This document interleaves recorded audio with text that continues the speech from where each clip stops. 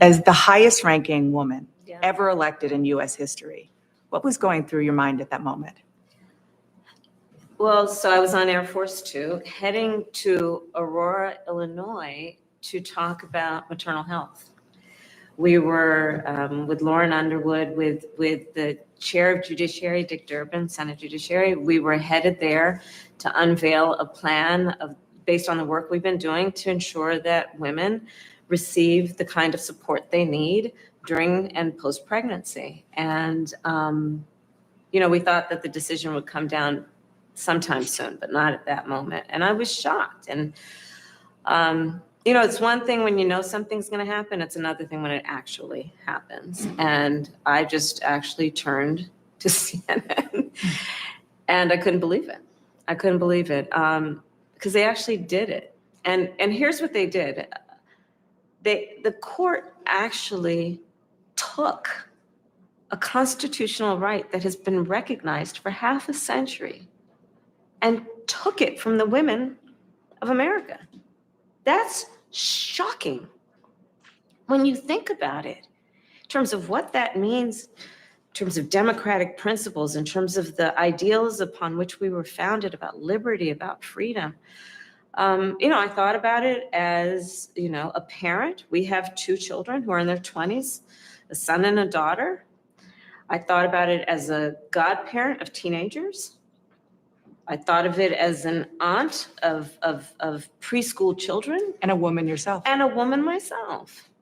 And the daughter of a woman. And a granddaughter of a woman. And, my husband and I are actually talking about it. We have a 23-year-old, and my mother-in-law's in her 80s. Our daughter will not know the rights for the amount of time that my mother-in-law knew these rights, which is the right that should be well settled, that a woman should have to make decisions about her own body. And when we think about it, everyone has something at risk on this. First of all, if you are a parent of sons, do think about what this means for the life of your son and what that will mean in terms of the choices he will have.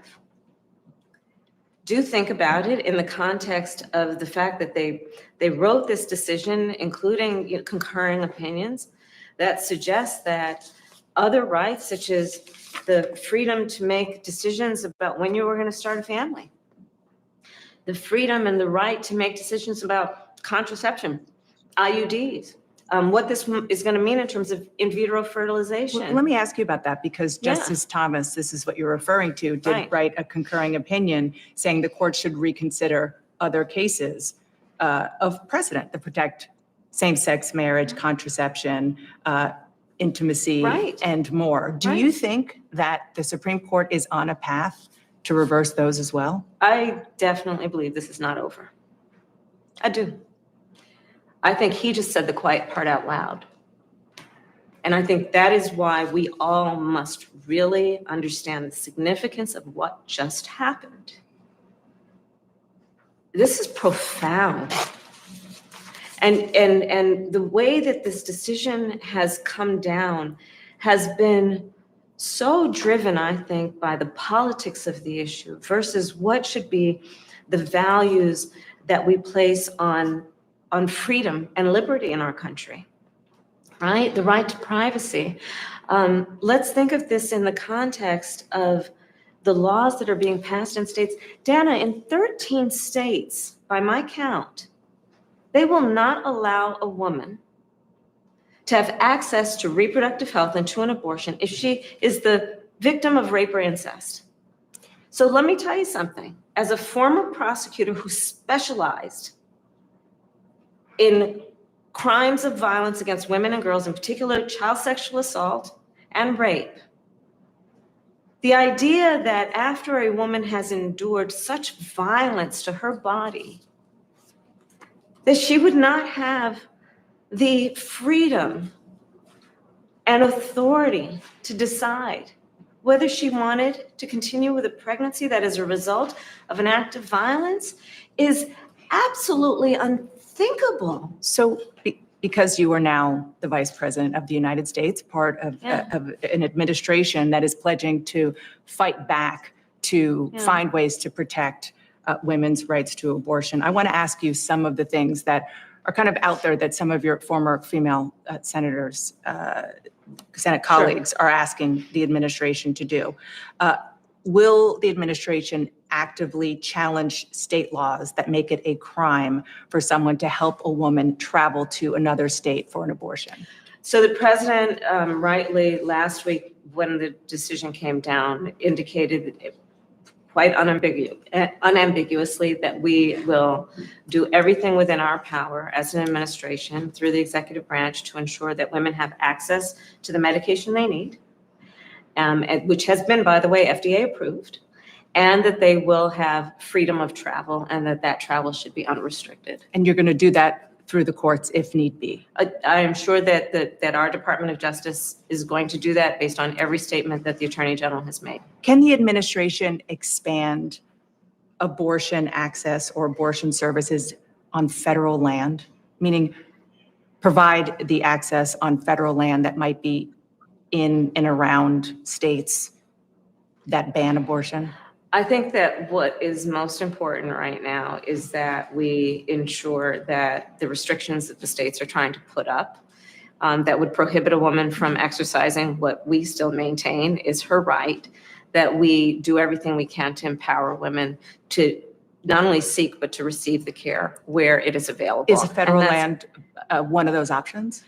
I mean, it's not right now what we are discussing, but I will say that when I think about what is happening in terms of the states, we have to also recognize, Dana, that we are 130 odd days away from an election, which is going to include Senate races, right? Part of the issue here is that the court has acted, now Congress needs to act. But if you count the votes, don't appear to have the votes in the Senate. Well, there's an election happening in 130 odd days. I'm taking, for example, thinking of a Senate race in Georgia or North Carolina. There's the Senate race coming up just in a couple weeks in Colorado. And we need to change the balance and have pro-choice legislators who have the power to make decisions about whether this constitutional right will be in law, right? We say codified, put it in law so that there will be no ambiguity about it. And I want to ask you about that in 1 second. Okay. Just a couple of more questions, because what I'm hearing, and you probably are too, is what can this Democratic administration do right now with any executive power that the president has? Yeah. Can the administration actually increase access to medication abortion? I think we're pretty clear that to the extent that we can, we will. There's no question about that, because again, it is FDA approved. And if it is prescribed, that a woman should be able to have access to it unfettered. And what about the idea of financial resources? Some form of voucher for travel, childcare services, other forms of support for people, for women seeking abortions in states where it's not legal, but they just don't have the means to go elsewhere. I think you're asking a very important point, making a very important point, which is what are the details that are going to go into ensuring that women have the ability to actually travel without impairment. And we know that on this issue, women who have access to resources will probably be far less impacted by this decision than women who don't have resources. So this is something that we are looking at, because we know, for example, in terms of how this is going to actually impact real people, over half of women who receive abortions in America are moms. That means that if they're going to have to travel, they've got to find daycare and pay for it. It means that they will, if they are working, which most are, they're going to have time from work. And if they don't have paid leave, they're going to have to figure out how to afford it. It means that they may have to put up money for a train or a bus or a plane, much less a hotel. And so we want to make sure that there does not result extreme disparities or any disparities based on who can receive care based on how much money they've got. And you heard her talk about the election coming up in 2022. And Pamela, I asked her what I'm hearing from a lot of Democrats, I'm sure you are as well, which is, wait a minute, we elected the Democrats for the executive branch, the president. Madam Vice President, Governor Walz, thank you so much for sitting down with me and bringing the bus. The bus tour is well underway here in Georgia. You have less time to make your case to voters than any candidate in modern American history. The voters are really eager to hear what your plans are. If you are elected, what would you do on day one in the White House? Well, there are a number of things. I will tell you, first and foremost, one of my highest priorities is to do what we can to support and strengthen the middle class. When I look at the aspirations, the goals, the ambitions of the American people, I think that people are ready for a new way forward, in a way that generations of Americans have been fueled by hope and by optimism. I think, sadly, in the last decade, we have had in the former president someone who has really been pushing an agenda and an environment that is about diminishing the character and the strength of who we are as Americans, really dividing our nation. And I think people are ready to turn the page on that. So what would you do day one? Day one, it's going to be about, one, implementing my plan for what I call an opportunity economy. I've already laid out a number of proposals in that regard, which include what we're going to do to bring down the cost of everyday goods, what we're going to do to invest in America's small businesses, what we're going to do to invest in families, for example, extending the child tax credit to $6,000 for families for the first year of their child's life, to help them buy a car seat, to help them buy baby clothes, a crib. There's the work that we're going to do that is about investing in the American family around affordable housing, a big issue in our country right now. So there are a number of things on day one. What about you? Well, I'm excited about this agenda too. As I said, the idea of inspiring America to what can be, and I think many of these things that the vice president's proposing are things that we share in values. And the child tax credit is one we know that reduces childhood poverty by a third. We did it in Minnesota. To have a federal partner in this, unbelievable, I think, in the impact that we can make. You talked about, you call it the opportunity economy. You are well aware that right now many Americans are struggling. There's a crisis of affordability. One of your campaign themes is we're not going back. But I wonder what you say to voters who do want to go back when it comes to the economy specifically, because their groceries were less expensive, housing was more affordable when Donald Trump was president. Well, let's start with the fact that when Joe Biden and I came in office, during the height of a pandemic, we saw over 10 million jobs were lost.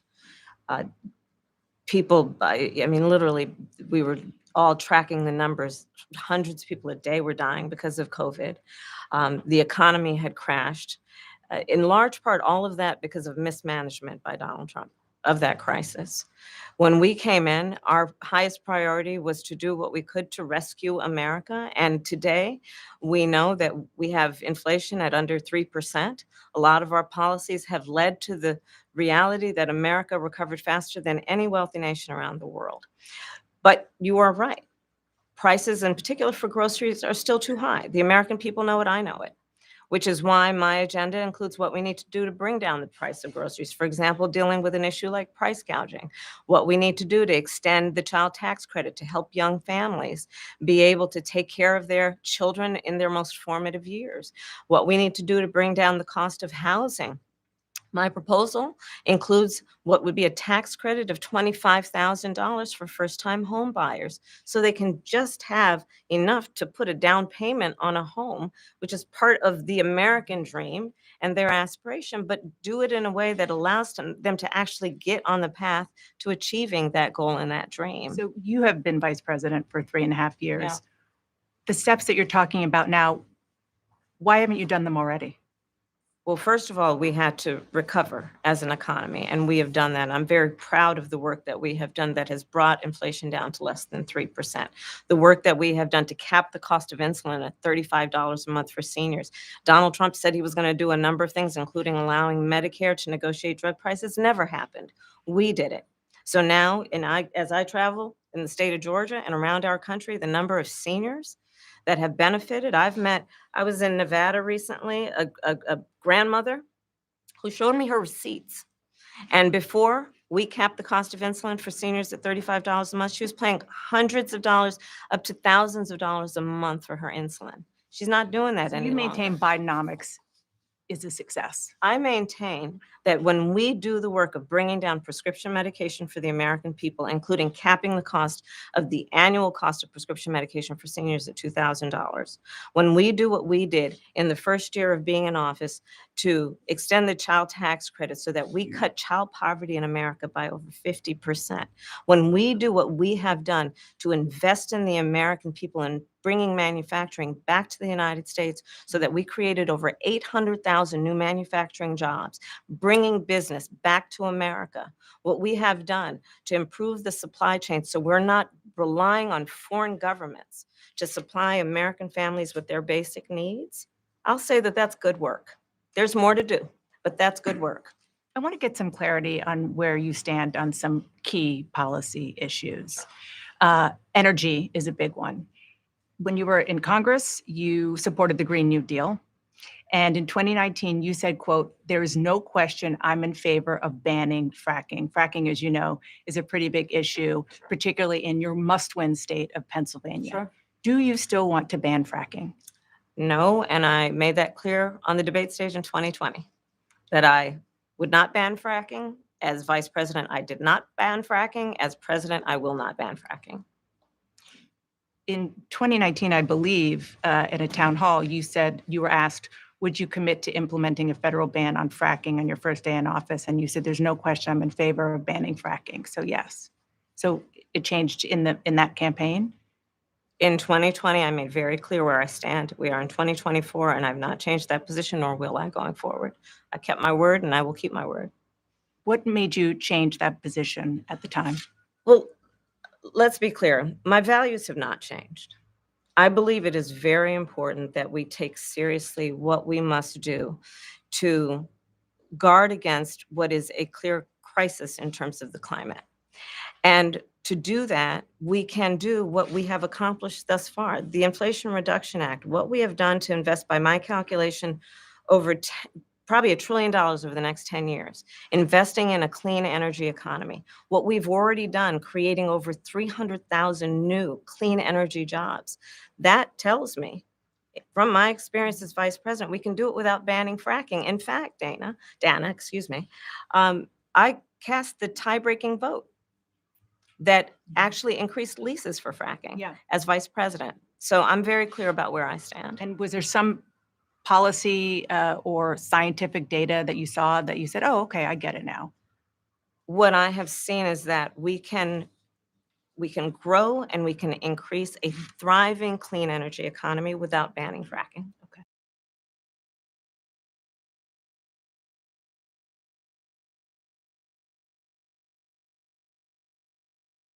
Good evening. Thanks for joining us. Just an hour from now, CNN will broadcast Vice President Kamala Harris's first formal interview since replacing President Biden at the top of the Democratic ticket. She and running mate Tim Walz sat down today with CNN's Dana Bash in Savannah, Georgia, a stop on their two. And breaking news. Let's get right to the breaking news on CNN's exclusive interview with Kamala Harris and Tim Walz. We're rolling out a brand new excerpt right now. CNN anchor and chief political correspondent Dana Bash is joining us live from Savannah, Georgia, where she sat down with Vice President Harris and Governor Walz a short while ago. Dana, so what stood out to you about Harris's answers? Hi, Alex. Well, we talked about a range of issues, including what is happening here domestically, particularly with the crisis of people not feeling that they can afford basic things, groceries, housing, and also the idea of what is happening abroad. And in addition to that, I asked her about one of the main themes from her convention, which was just last week. And she discussed there the desire to be the president for all Americans. Obviously, that includes not just her party, not just potentially swing voters who vote for her, but Republicans who don't vote for her. So I wanted to know how that would translate into the kind of people that she puts in her administration if she wins. You had a lot of Republican speakers at the convention. Will you appoint a Republican to your cabinet? Yes, I would. Anyone Yes, in I mind? would. No one in particular in mind. We got 68 days to go with this election, so I'm not putting the cart before the horse, but I would. I think it's really important. I have spent my career inviting diversity of opinion. I think it's important to have people at the table when some of the most important decisions are being made that have different views, different experiences. And I think it would be to the benefit of the American public to have a member of my cabinet who was a Republican. Now, Alex, we have seen Democratic presidents put Republicans in their cabinet. Ray LaHood, who was a Republican congressman from Illinois, he became transportation secretary for George W. Bush. We saw Chuck Hagel, who was a Democratic senator, go into the Bush administration. But the question, obviously, is if she wins, which is still an if in this neck and neck race, what is she talking? Governor Walz, the country is just starting to get to know you. I want to ask you a question about how you've described your service in the National Guard. You said that you carried weapons in war, but you have never deployed actually in a war zone. A campaign official said that you misspoke. Did you? Well, first of all, I'm incredibly proud. I've done 24 years of wearing the uniform of this country. Equally proud of my service in a public school classroom, whether it's Congress or the governor. My record speaks for itself, but I think people are coming to get to know me. I speak like they do. I speak candidly. I wear my emotions on my sleeves, and I speak especially passionately about our children being shot in schools and around guns. So I think people know me. They know who I am. They know where my heart is. And again, my record has been out there for over 40 years to speak for itself. And the idea that you said that you were in war, Yeah. did you misspeak as the campaign has said? Yeah, I said we were talking about, in this case, this was after a school shooting, the ideas of carrying these weapons of war. And my wife, the English teacher, told me my grammar is not always correct. But again, if it's not this, it's an attack on my children for showing love for me, or it's an attack on my dog. I'm not going to do that. And the one thing I'll never do is I'll never demean another member's service in any way. I never have, and I never will. I just one other question, because again, this is all new. Yeah. I mean, Yeah. this was not however many days ago. This was not Yeah. on either of your bingo cards, especially yours. You had to clarify that you had said that you and your wife used IVF, but it turned out you used a different kind of fertility in order to have children. And then when you ran for Congress in 2006, your campaign repeatedly made false statements about a 1995 arrest for drunk and reckless driving. What do you say to voters who aren't sure whether they can take you at your word? Well, I've been very public. I think they can see my students come out, former folks I've served with, and they vouch for me. I certainly own my mistakes when I make them. The one thing I'll tell you is I wished in this country wouldn't have to do this. I spoke about our infertility issues because it's hell, and families know this. And I spoke about the treatments that were available to us that had those beautiful children there. That's quite a contrast in folks that are trying to take those rights away from us. And so I think people know who I am. They know that record. They've seen that. I've taught thousands of students. I've been out there, and I won't apologize for speaking passionately, whether it's guns in schools or protecting of reproductive rights. The contrast could not be clearer between what we're running against. The vice president's position on this has been clear. And I think most Americans get it if you've been through that. I don't think they're cutting hairs on IVF or IUI. I think what they're cutting hairs on is an abortion ban and the ability to be able to deny families the chance to have a beautiful child. Vice President Harris, you were a very staunch defender of President Biden's capacity to serve another 4 years. Right after the debate, you insisted that President Biden is extraordinarily strong. Given where we are now, do you have any regrets about what you told the American people? No, not at all. Not at all. I have served with President Biden for almost 4 years now, and I'll tell you, it's one of the greatest honors of my career, truly.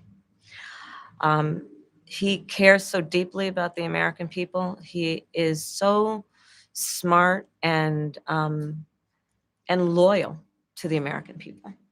And I have spent hours upon hours with him, be it in the Oval Office or the Situation Room. He has the intelligence, the commitment, and the judgment and disposition that I think the American people rightly deserve in their president. By contrast, the former president has none of that. And so, one, I am so proud to have served as vice president to Joe Biden. And two, I am so proud to be running with Tim Walz for president of the United States and to bring America what I believe the American people deserve, which is a new way forward, and turn the page on the last decade of what I believe has been contrary to where the spirit of our country really lies. But the last decade, of course, the last 3.5 years has been part of your administration. I'm talking about an era that started about a decade ago, where there is some suggestion, warped, I believe it to be, that the measure of the strength of a leader is based on who you beat down, instead of where I believe most Americans are, which is to believe that the true measure of the strength of a leader is based on who you lift up. That's what's at stake as much as any other detail that we could discuss in this election. Because we haven't had a chance to talk, I'm just curious, staying on President Biden, when he called you and said he was pulling out of the race, what was that like? And did he offer to endorse you right away, or did you ask for it? It was a Sunday, so here, I'll give you a little too much information. Go for it. There's no such thing, Madam Vice President. My family was staying with us, and including my baby nieces.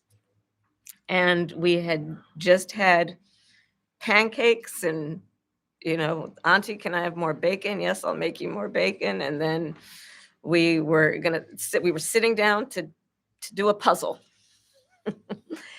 And the phone rang, and it was Joe Biden. And he told me what he had decided to do. And I asked him, "Are you sure?" And he said yes. And that's how I learned about it. And what about the endorsement? Did you ask for it? He was very clear that he was going to support me. So when he called to tell you, he said, "I'm pulling out of the race and I'm going to support you." Well, my first thought was not about me, to be honest with you. My first thought was about him, to be honest. I think history is going to show a number of things about Joe Biden's presidency.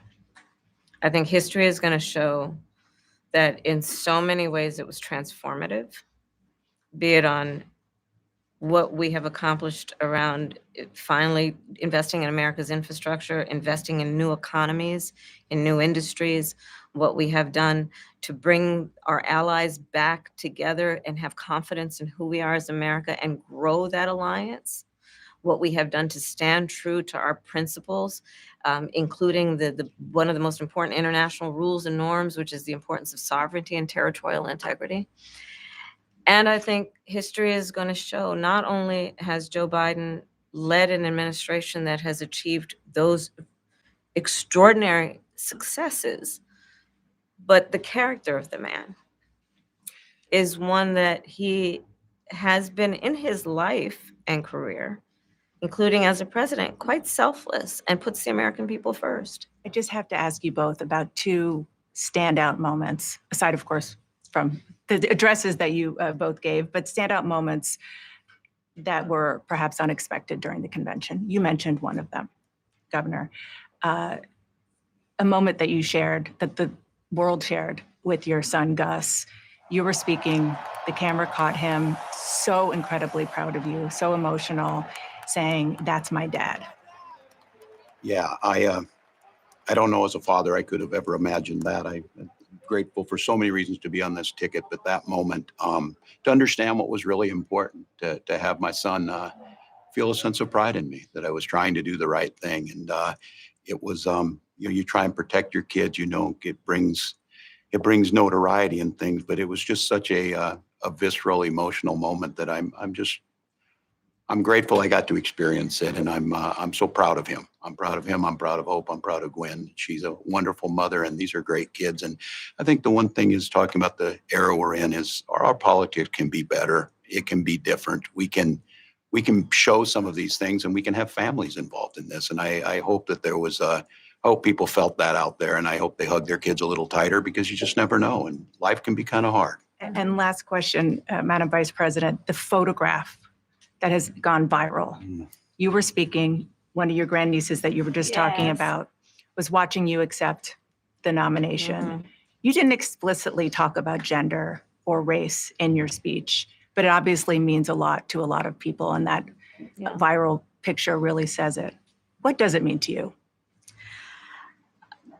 You know, I am running because I believe that I am the best person to do this job at this moment, for all Americans, regardless of race and gender. But I did see that photograph, and I was deeply touched by it. And you're right, it's the back of her head, her two little braids, and then I'm in the front of the photograph, obviously speaking. And it's very humbling. It's very humbling in many ways. Did she talk to you about it afterwards? Oh, she had a lot to talk about. She had a lot. She listened to everything, and she listens to everything. Give you your hot takes? Oh, yeah, definitely. Uh-huh. Madam Vice President, Governor Walz, thank you so much for your time. Appreciate it. Thank Let's break all this down with our political experts. Jasmine Wright, I want to go to you first. You've been following Harris and now the Harris campaign closely for a long time. Donald Trump, faced with Kamala Harris's growing post-DNC momentum and his own shrinking campaign crowds, is melting down on social media, literally lashing out at Vice President Kamala Harris with posts that range from sexist and crass to dangerous and, of course, just straight up weird. The Washington Post reporting that, quote, Donald Trump amplified a vulgar joke about Vice President Kamala Harris performing a sex act. He falsely accused Harris without evidence for a security lapse that enabled a rogue gunman to try to assassinate him. He shared a call for Barack Obama to face a military tribunal. He promoted explicit tributes to the QAnon conspiracy theory. He hogged digital trading cards in an online infomercial along with pieces of his debate night suit. And that, folks, was just in the span of 24 hours. In response, Trump campaign spokeswoman Caroline Leavitt accused the Washington Post of focusing unfairly on a few social media posts and negative stories about Trump instead of Trump's highly successful policy speeches in battleground states over the past week. Calling them policy speeches, quite honestly, is a stretch. In contrast, the Harris campaign is using the time they have saved by not spending their days reposting QAnon memes to release a slew of ads highlighting her policy positions, while she and Tim Walz are barnstorming Georgia, talking to voters ahead of their first interview together later this evening. Joining our conversation this block, NBC News correspondent Vaughn Hilliard out in Potterville, Michigan, where Trump is holding an event later this hour, plus Democratic Congresswoman Barbara Lee of California, of course.